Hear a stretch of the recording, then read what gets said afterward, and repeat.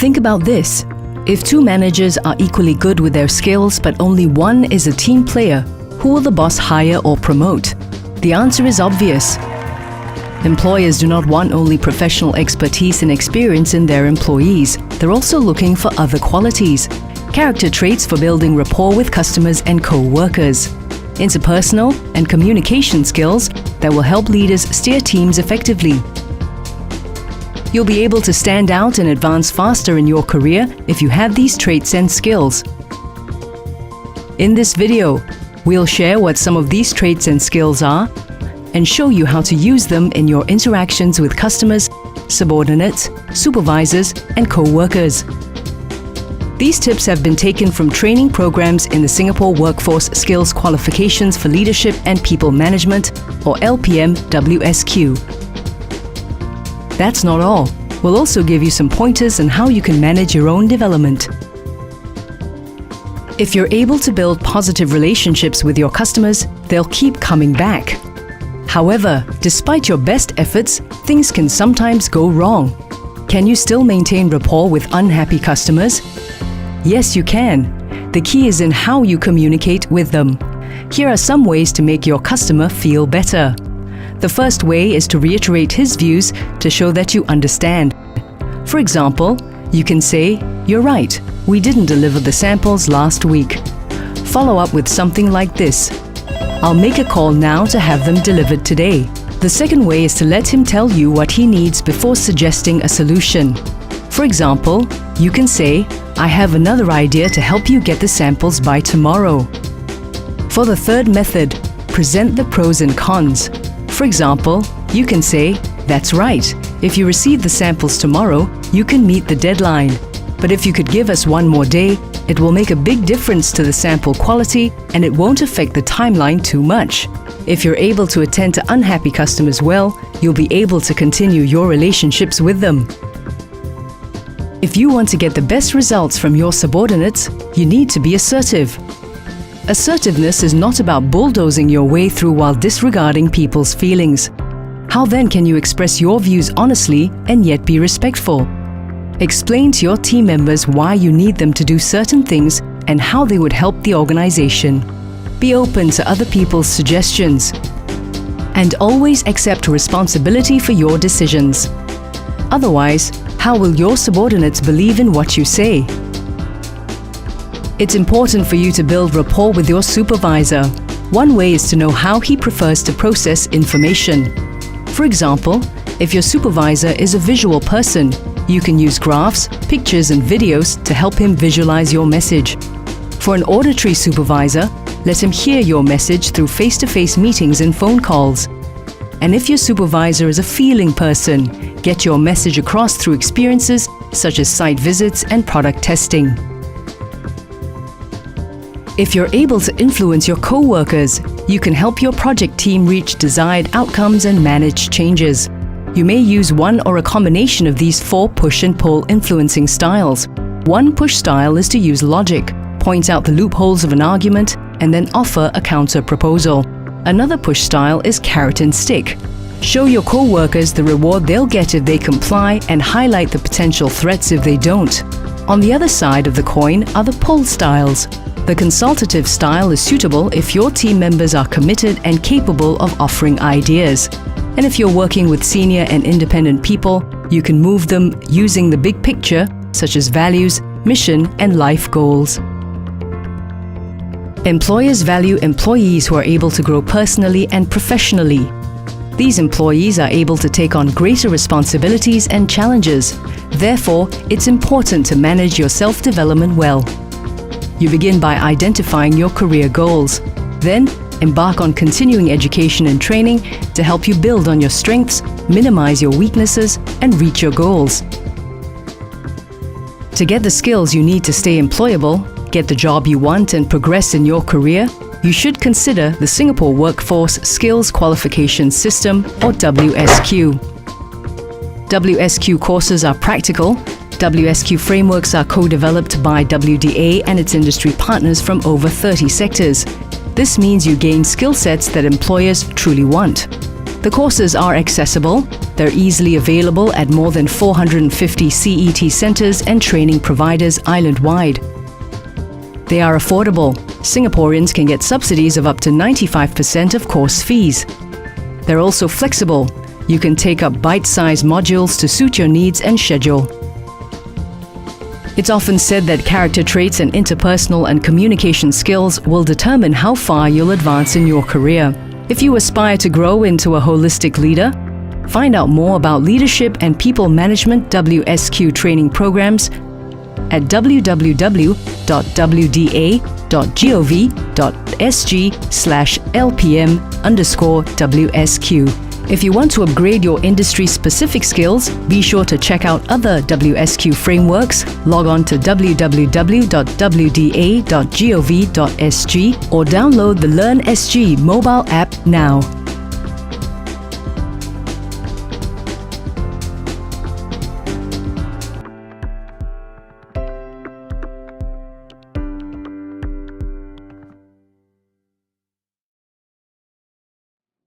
Hi everyone, my name is Tim Carter and I'm an admissions counselor and assistant football coach at Walsh University.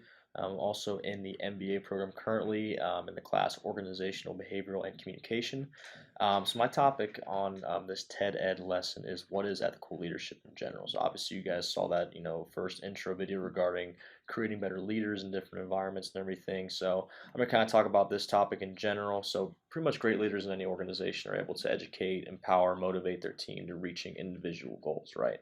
So however, leadership is not determined by your position in your organization, by your level of income, or even a title in a small group. If your professor makes you the CEO or a subordinate of some small group in your class, doesn't mean that you're not a leader, right? So ethical leadership is defined by the perception of yourself and others around you as a moral person. That's just my personal definition of that. And the leadership aspect is really driven by your values and the actions that you choose to take. So in an era of constant change, in our society and whatnot, understanding and being able to maintain that proper moral compass as a leader is imperative. The great philosopher Plato once said, would you rather be an unethical person with a good reputation or an ethical person with a reputation for injustice? So to be a leader, it is crucial to acquire the ethical reputation and act upon that. So the agenda that we're going to kind of run through today during the lesson, I'll go over the meaning of Leading Quietly, which is a novel that was made in 2002, the Leaders in Service to Others concept, the reputation for ethical leadership, role modeling, and then finally the ability to use your platform as a leader. So we'll go ahead and go into the first topic. So like I said before, Leading Quietly is a novel that was made back in 2002. Pretty much it depicts an unorthodox guide to doing the right thing in any situation. So each chapter discovers a distinct message that leaders must present in their environments, and those individual stories often convey messages that kind of make a case for a new model of leadership within that environment, and those are based upon honesty, integrity, accountability, and character. So I actually chose chapter 4. That was actually my favorite chapter to read in this book. Chapter 4 is titled Invest Wisely. So the story is of Commander Jill Matthews at the U.S. Army base. So pretty much each year they have an annual inspection of the Army base for all units, and she's responsible for coordinating the preparation of all the the inspections of the supply area, the technology area, so on and so forth. So needless to say that there was a supply area unit malfunction because the person preparing the supply unit was actually sick that day, and they had the inspection the very next day. So she was kind of in a bind. She had to act fast and do certain things right. So the next day of the inspection, she unfortunately was not able to properly prepare that. On the day of that inspection, she actually received a confirmation of a perfect score from her commander general, which is very odd because she understood that there were malfunctions within the supply unit area, and she didn't feel that to be right. So she actually addressed the issue with her inspector general, who rewarded her with additional help because she was honest and came to him to address the situation. So pretty much there are learning points in this kind of situation as a leader. Okay. And we hear this often too about honesty is the best policy. Being honest is the best thing that you can do in all situations, whether it's good news or bad news. The most important thing is that you're doing the right thing, being honest, not telling small little white lies, being truthful. And then Jill had the conscientious objective of understanding, what the consequences could be if her inspector did find out that she did not properly prepare the supply unit, and found out that the people that were inspecting that didn't really take the time to do so. So the conscience objective was her realizing the consequences and doing the right thing in that regard. So pretty much, the biggest thing that we kind of learn from that story is that when others look to you for guidance and depend on you as a leader, you have to take those duties seriously, and then understand those consequences in all situations, provide the honesty and integrity in all moral dilemmas. So the next chapter, leaders in service to others. So, like I said before, I work at Walsh University. I'm an admissions counselor and assistant football coach. Came to Walsh in 2011 as an incoming freshman, and one thing that I will say is when Walsh was founded in 1958, the Brothers of Christian Instruction created a mission and a value system for Walsh University students, faculty, and staff. And that phrase was dedicating students, faculty, and staff to becoming leaders in service to others. So that service aspect is very big on the campus for all students and faculty and staff. So pretty much, the effective leadership part in that involves that leaders utilize their strengths to influence the rest of the group. That service aspect is used to, provide concern for others, develop that concern, be open to everything, and focus on those proper values. And in this kind of way, when President Dusom, who is the current president of Walsh University right now, talks about the leaders in service to others concept, he wants to, be sure that when students come in, whether as prospective students, transfer students, any faculty, staff member that choose to work at Walsh, that is our value system, being leaders in service to others, creating that character aspect, that leadership aspect, building all of those. That value of service allows us to pretty much reciprocate that act to others as well. That's the biggest concept of the leaders in service aspect, being an ethical leader, the recognition of the importance of others in your community. So very strong vision that's been maintained for almost 60 years now for Walsh. So leaders in service to others, obviously a very big concept in terms of being an ethical leader, and really the leadership qualities allow you to forward your concern for others, so they again reciprocate the values, and that aspect of service really becomes crucial in successfully performing as a leader. So as an ethical leader, you kind of recognize the importance of others and find ways to really focus on the overall mission and the necessary values to do so. So our third topic is role modeling. So Plato mentions in his article that the two essential pillars of ethical leadership are others' perception of you as a moral person and their perception of you as a moral leader. And both of those combined equal the role modeling concept that we hear about every single day about certain leaders, CEOs, celebrities, certain things like that. So pretty much the three main points of that equation are doing the right thing with great character, visible action, and then reputational aspects of leadership. So role modeling, we kind of see role modeling as, doing the right thing in all situations, but also emphasizing the visible action and perceptual aspects of that leadership. So, often we hear the most cliche term in our society, actions speak louder than words. So as an ethical leader, you have to understand the judgment of others' words and your own actions. So you have to combine those two and practice what you preach, essentially. So it's not enough for a subordinate or team member to listen and fully understand what their leader tells them. The leader must first, be able to put everything, thoughts and values into action and really integrate their integrity. I'd say the most effective leaders really understand the actions and words noticed by their team and understand that the message that is sent. When a leader's visible action consistently relays a positive message, that's how you know that they can build an honest perception of you as a moral person and as, more importantly, a leader, because they're obviously following you. They're, kind of being guided in the right or wrong way, and they want to be sure it's the most honest perception of you. So that part kind of gives you a smooth, transition of building a reputation as an ethical leader. So once that reputation is developed, that leader then finds ways to focus on values, recognizes the importance of others, which is the most important thing, kind of like that leaders in service to others aspect, and then believe in what they preach. So Again, actions speak louder than words, and that kind of leads us into your reputation as an ethical leader. So, some reputable aspects that leaders have with them, the honesty aspect, integrity, character, accountability. Those four really are the biggest keys to being an ethical leader in any kind of environment as well. That ethical leader kind of really influences the surrounding environment. So it could be subordinates in your organization, coworkers, team members if you're on a team, especially your family and friends too. Your family and friends want to look to someone who can lead them, in the right way, or that's someone that they can trust with honesty and integrity.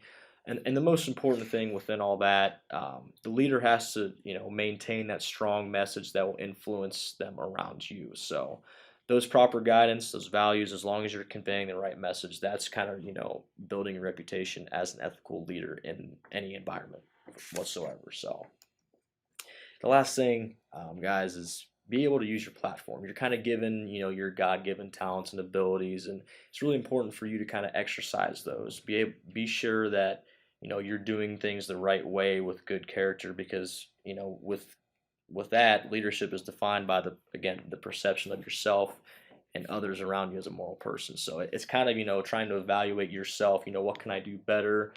Doing the right thing in that regard, following your values, your mission, your strategic vision of life, pretty much. So as a platform, I consider it to be inseparable from morality and the urge to do the right thing.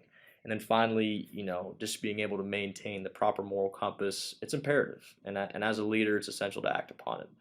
Thank you guys for listening to my lesson. I'll now turn this to a TED Talk that will kind of discuss everyday leadership. So hopefully you guys enjoy that. Thank you.